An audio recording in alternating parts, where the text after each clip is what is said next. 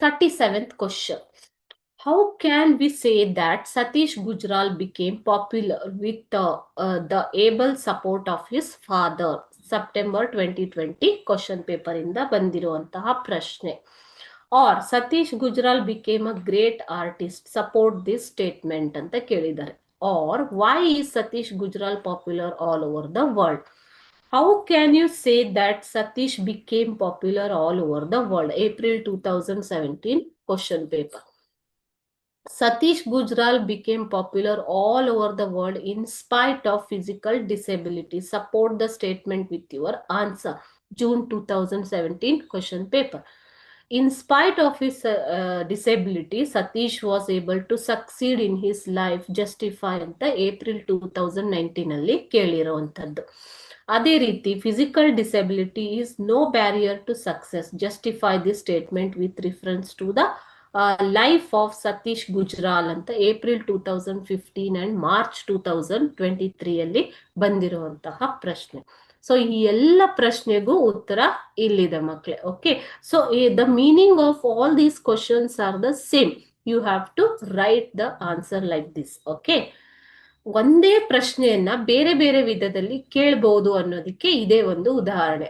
A single question can be asked in different ways. Okay, you have to read and understand what is the question and how to answer it. Okay, now we'll see the answer.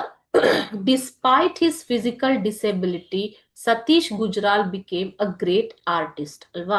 So despite ಅಂತಂದ್ರೆ ಅವರ ಒಂದು ಭೌತಿಕ ಅಥವಾ ದೈಹಿಕ ನ್ಯೂನ್ಯತೆಯ ಹೊರತಾಗಿಯೂ, disability ಅಂತಂದ್ರೆ ಒಂದು ನ್ಯೂನ್ಯತೆ. Okay, ದೈಹಿಕ ನ್ಯೂನ್ಯತೆಯ ಹೊರತಾಗಿಯೂ ಅವರು ಒಬ್ಬ ಅದ್ಭುತ ಕಲಾಕಾರನಾಗಿ ಬೆಳೆದರು.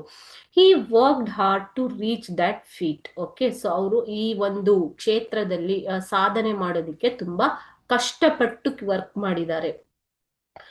Due to an accident he lost his hearing. Okay, ಒಂದು ಅಪಘಾತದ ಕಾರಣದಿಂದಾಗಿ ಅವರು ತಮ್ಮ ಶ್ರವಣ ಶಕ್ತಿಯನ್ನ ಕಳೆದುಕೊಳ್ತಾರೆ. ಹಿಯರಿಂಗ್ ಅಂತಂದ್ರೆ ಶ್ರವಣ ಶಕ್ತಿ, ಕೇಳಿಸಿಕೊಳ್ಳುವಂತಹ ಶಕ್ತಿ. He was refused admission in normal schools. So ಇದರಿಂದಾಗಿ ಅವರಿಗೆ ನಾರ್ಮಲ್ ಸಾಮಾನ್ಯ ಶಾಲೆಗಳಲ್ಲಿ ಅಡ್ಮಿಷನ್ ಅಂತಂದ್ರೆ ದಾಖಲಾತಿಯನ್ನ ನಿರಾಕರಿಸಲಾಗತ್ತೆ. ಓಕೆ, ರೆಫ್ಯೂಸ್ ಅಂತಂದ್ರೆ ನಿರಾಕರಿಸು, ಅಂದ್ರೆ ನಾರ್ಮಲ್ ಸ್ಕೂಲ್ಗೆ ಅವರನ್ನ ಸೇರ್ಸ್ಕೊಳ್ಳೋದಿಲ್ಲ. One day he saw a beautiful bird. ಒಂದಿನ ಅವರು ಒಂದು ಸುಂದರವಾದ ಹಕ್ಕಿಯನ್ನು ನೋಡ್ತಾರೆ ಮಕ್ಕಳೇ. That made him to take interest in painting and drawing. So ಈ ಒಂದು ಹಕ್ಕಿಯನ್ನು ನೋಡಿದ್ರಿಂದ ಅವರಲ್ಲಿ ಪೇಂಟಿಂಗ್ ಮತ್ತು ಡ್ರಾಯಿಂಗ್, ಚಿತ್ರಕಲೆಯ ಬಗ್ಗೆ ಆಸಕ್ತಿ ಮೂಡುತ್ತೆ. Later his father admitted him in one of the best art schools. So ಅವರ ಆಸಕ್ತಿಯನ್ನ ನೋಡಿ ಅವರ ತಂದೆ ಒಂದು ಪ್ರಸಿದ್ಧವಾದ ಆರ್ಟ್ ಸ್ಕೂಲ್ಗೆ ಅವರನ್ನ ಸೇರಿಸ್ತಾರೆ. Today he is among the foremost artists in India because his father supported him, okay, and admitted him to the great best school of art to learn art properly.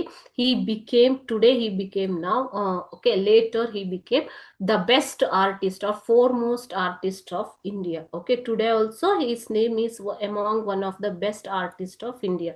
He is an architect, painter, sculptor and writer. ಅವರು ಏನಾಗಿದ್ರು ಮಕ್ಕಳೇ, architect ಆಗಿದ್ರು, painter ಆಗಿದ್ರು, sculpture ಅಂದ್ರೆ ಶಿಲ್ಪಿ ಆಗಿದ್ರು, ಅದೇ ರೀತಿ writer, ಬರಹಗಾರ ಕೂಡ ಆಗಿದ್ರು. ಈ ರೀತಿಯಾಗಿ ಅವರ ತಂದೆಯ ಒಂದು ಸಹಾಯದಿಂದ, ಸಪೋರ್ಟ್ ಇಂದ, ಅವರ ಬೆಂಬಲದಿಂದ ಒಬ್ಬ ಅದ್ಭುತ ಕಲಾಕಾರನಾಗಿ ಬೆಳೆಯೋದಿಕ್ಕೆ ಸಾಧ್ಯ ಆಯ್ತು.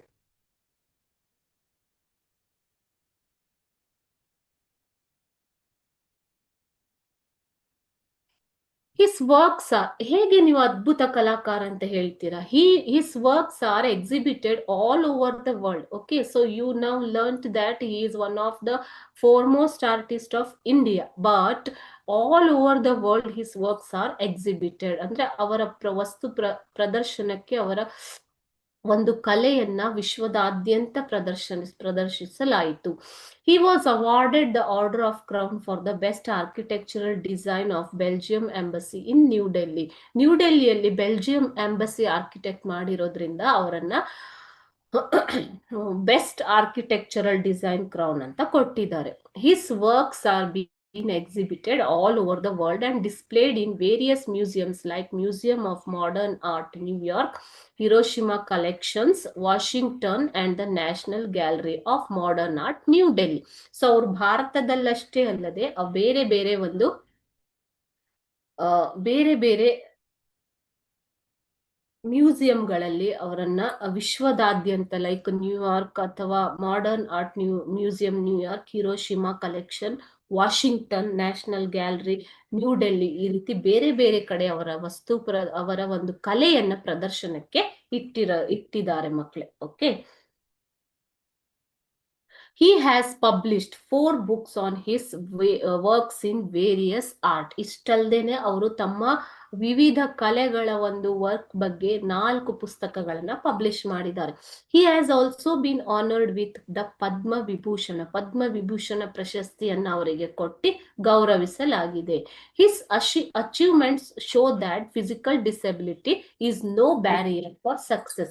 ಸೊ ಅವರ ಈ ಒಂದು ಸಾಧನೆಯೇ ನಮಗೆ ಏನು ಸ್ಫೂರ್ತಿ ಅಲ್ವಾ. ಸೊ ಏನ್ ತೋರಿಸ್ಕೊಡತ್ತೆ ಅವರ ಸಾಧನೆ ಅಂತಂದ್ರೆ, ದೈಹಿಕ ನ್ಯೂನ್ಯತೆ ಅನ್ನೋದು ಯಾವುದೇ ಒಂದು ಸಾಧನೆಗೆ ಅಡ್ಡಿ ಆಗಲಾರದು ಅನ್ನೋದೇ ಅವರ ಒಂದು ಸಾಧನೆಯಿಂದ ನಾವು ಕಲಿಯಬೇಕಾದಂತಹ ಪಾಠ ಮಕ್ಕಳು. ಓಕೆ,